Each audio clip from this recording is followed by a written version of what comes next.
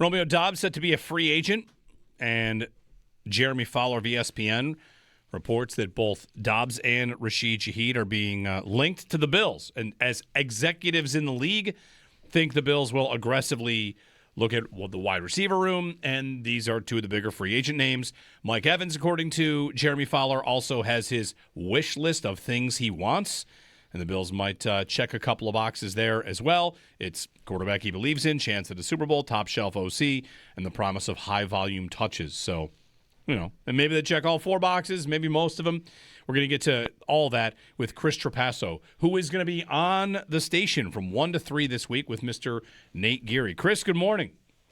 Hey, thanks for having me, guys. And with that intro, I realize that you guys are probably bringing me on for Romeo Doubs propaganda. Is that right? A little bit. Yeah. Some, We'd love to have a conversation about Doubs, among other things, Chris. You're going to be on for 2 hours today and all week as well. So figured we'd give you a chance to, talk some football with us and preview what you and Nate have got coming up later today. But if you want to start with Doubs, let's do it because he's a free agent. He would I think there's no doubt he would help make the Bills' wide receiver room better. My question is, I'm a little bit, maybe allergic to is the wrong word here. I'm a little sensitive to the Bills continuing to live in the middle-class wide receiver contract world where Curtis Samuel and Josh Palmer, they get expensive and you're not getting top-of-the-line guys. So with that said, what would Doubs represent? What would he do for this team? And what do you think the salary comes in at? Because I think it's probably another middle-class receiver contract, which not many teams tend to live in, and the Bills tend to frequently live there. Yeah, they do. And I think this is totally irrespective of your thought, my thought, Joe's thought, that they still need to prioritize wide receiver in the draft. And I've been the biggest proponent this entire offseason that they should add, whether it is a Mike Evans or a Romeo Doubs or a Rasheed Shaheed. I haven't really been big on the trade idea for an A.J. Brown at his age and his price, but do that and then double dip at wide receiver in the draft. To me, with the difference with Doubs is there's a few reasons. Number one, I think he's a just better football player than Curtis Samuel and Josh Palmer. I think he's going to come in at a higher price, which will kind of indicate that. And there's probably a little bit of the pre-draft bias that I had with Romeo Doubs, that at Nevada, he was a downfield specialist that was exactly the type that a lot of fans envision today that the Bills need. And then in the NFL, he's become a really, really good route runner too. There was only 14 receivers that caught more passes for first downs than Romeo Doubs last season. And it's not like he was targeted 150 times. He only had 94 targets. So I really think he is that player that with Palmer and with Samuel, I think there was some upside hope with their stays in Buffalo that ultimately didn't really happen because of injury. But I think because of that, I don't think fans should just say, hey, don't go mid-tier because of those guys not working out. Doubs is still not even 26. He'll be 26 in this next season. And I just think the route running and the verticality, really good hands. He showed up in the playoffs. He would be the one that I think would be in the upper tier of that middle class that makes a lot more sense.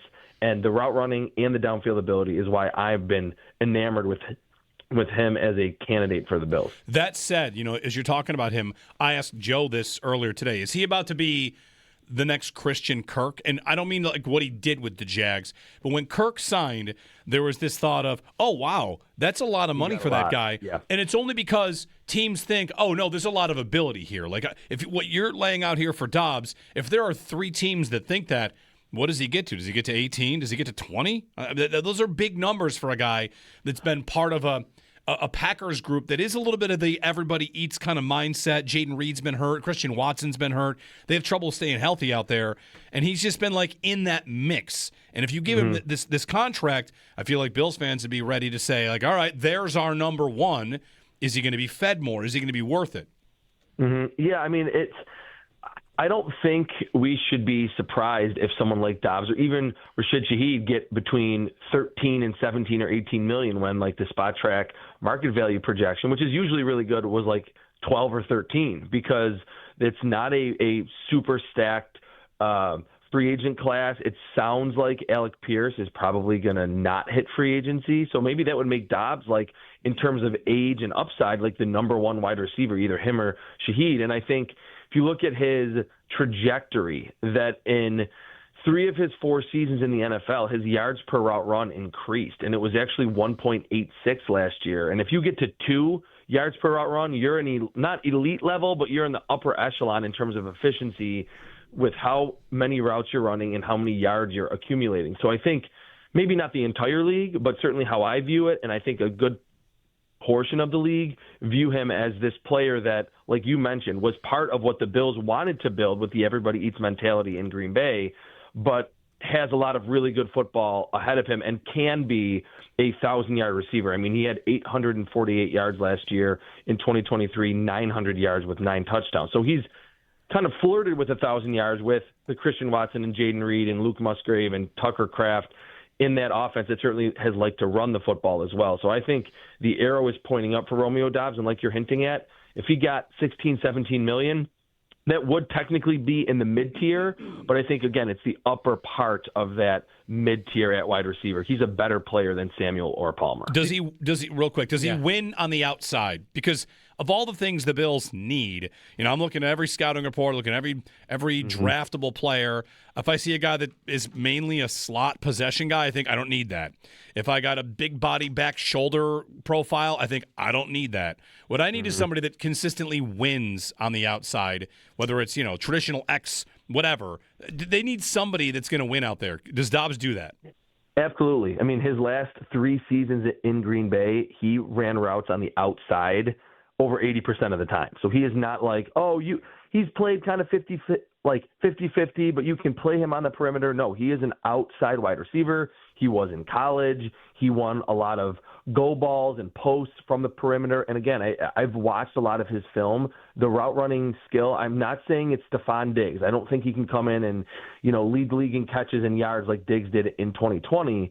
But I think the route running, the separation that you've been craving, and I think a lot of Bills fans, including myself, are like, hey, this guy, they need someone that on 3rd and 8 in the playoffs, he can win a one-on-one in isolation on the outside against the team's number one receiver or number one corner. Doubs can be that player because he's done it, not at a high volume, but he's done it a lot the last 3 seasons on the boundary in Green Bay. Does he not also fit the spot, Chris, where Coleman has been playing, Shavers has been playing, Gabe Davis has been playing? Because that group right now, like the X receiver being asked to block a lot, is right now Coleman, who isn't really trustworthy, and then 2 guys with torn ACLs.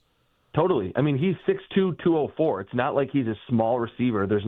He just ticks all the boxes for me because he's not like 5'11", 185, and I've a lot of the draft guys that I like Casey Concepcion is, he's too small, they need a big body. Well, Doubs isn't overly big where you're worried about separation, but yes, he absolutely can block on the outside because at 6'2" and 204, he's going to be bigger than most corners that he's seeing on the perimeter. How about Shaheed for this idea? I really like it. I think he's just a different type. And I mean, we'll see in a week what the Bills ultimately prioritize, or maybe they go after one but before the other and they have to settle for option B. Shaheed, I don't think that I've seen him on film run the routes with multiple breaks where you fake to the inside, slam on the brakes, cut back to the outside. He is more linear. He's more explosive. And I think if the Bills want that, and that's what they view the biggest addition to this Josh Allen offense needs to be, then yes, I think you would put Shaheed ahead of Doubs. To me, it's just the intermediate stuff and then occasionally going over the top. So I think Shaheed has more room for improvement as a route runner, and Doubs can probably, you would hope, would be a better consistent downfield threat. But Shaheed is absolutely one of the most explosive, relatively young outside wide receivers in the NFL. Would you consider it, because both of these I think are fair ideas for the Bills receiving room, that we're going to want to see them draft 1, 2 somewhere along the way, even if they add one of these 2. Should draft 2. Right. Which type of receiver is more available to them in the draft? And would that lead you to prioritize, say, Doubs over Shaheed because you might think there are more Shaheed-type players that are going to be available to you in the draft? That's a fantastic question, and I think there are definitely more Shaheed types in the draft because not that just running a fast 40 makes you a good vertical threat, but being an intricate route runner that can consistently create separation in the NFL, that like takes time. I always go back to like Devontae Adams, who ironically I think is kind of like a better version of Doubs, that it took him time from Fresno State to the Green Bay Packers to become like this elite route runner. That was not really his game in this spread out system in college. Same with Romeo Doubs. Like he was just a downfield guy. It takes time to become that awesome separator that can win with route running intricacy. But with Brennan Thompson and Concepcion, even Denzel Boston, who wins down the field vertically because of his size, there's always a bunch of 4-3, like low to mid 4-3 guys that can at least threaten the defense deep early in their careers as they're kind of honing their craft as a route runner. So I think Romeo Doubs, you get that technician, third or fourth round, you double dip at wide receiver and get that Marquise Goodwin type player at the very least that can threaten and catch, 2 or 3 passes every couple games for 50, 60, 70 yards and just have all of the different flavors at wide receiver on the roster. If you're talking about that third round, fourth round guy, I don't know how many names you might have on that list. I mean, is Chris Brazzell, Tennessee, someone you like? Is it? I mean, Brennan Thompson ran the fastest 40. Ted Hurst, Chris Bell off the ACL. Like, what names do you like for the third and fourth idea there? Well, yeah, certainly Brennan Thompson, which I know we all saw like over the weekend, like the list of fastest 40-yard dashes, and that like a lot of like in history at wide receiver, and a lot of those wideouts have not really become great players. I still think that just because of that, you don't necessarily just not pick someone that's fast, and you're not necessarily hoping and expecting a third or fourth rounder is going to become your number one. But Brennan Thompson is the top of my list. He's an awesome route runner beyond being a high 4.2 guy. Chris Brazzell from Tennessee is really interesting in that the last 2 vertical Tennessee wide receivers, Jalen Hyatt and Cedric Tillman, have not really amounted much in the NFL.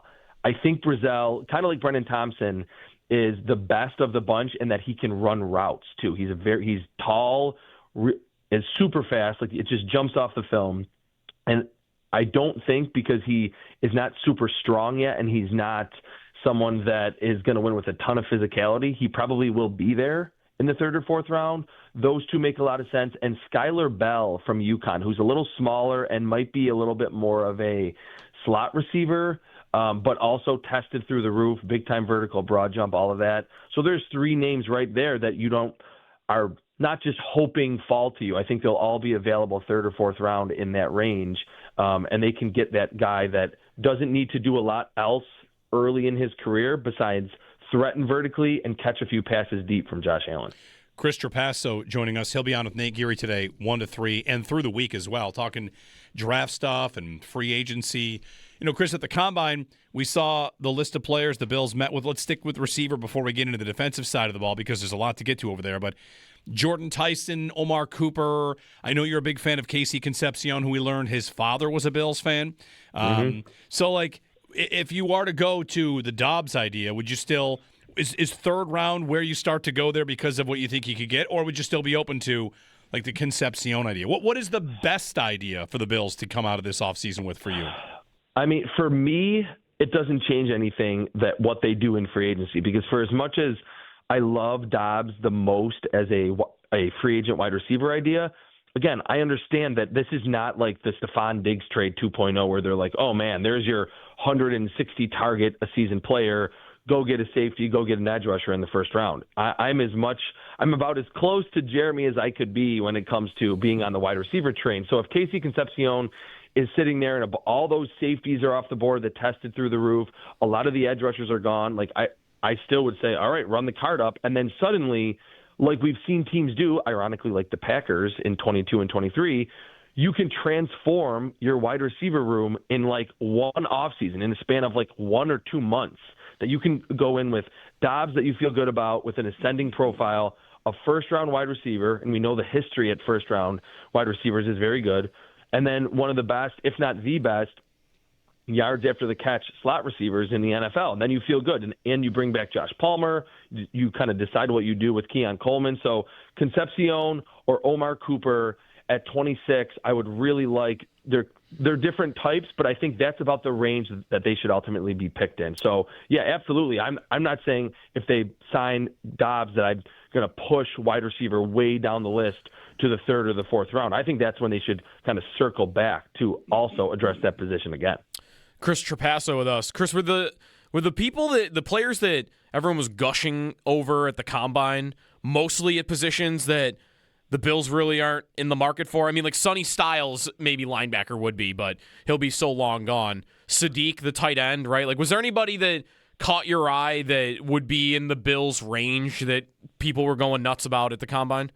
Well, Dylan Thieneman, I mentioned safety. The Oregon safety tested outstandingly, and his film, I mean, to me and a few of the other people that I talked to in Indianapolis were like, man, this guy's film at Purdue, he had 6 interceptions as a freshman, and then he had 4 last year. Super rangy. I think he is exactly the type that they need, a not interchangeable Micah Hyde, Jordan Poyer, but let Cole Bishop play closer to the line of scrimmage and let just a deep middle of the field safety range and be a 4 to 7 interception a season guy, erasing the back end of the defense. So he tested really well. A lot of the edge rushers maybe didn't have full workouts, but Derek Moore from Michigan, who I think is your perfect 3-4 outside linebacker, stand-up player that will probably be there in the second round or get in the Bills' range in round 2.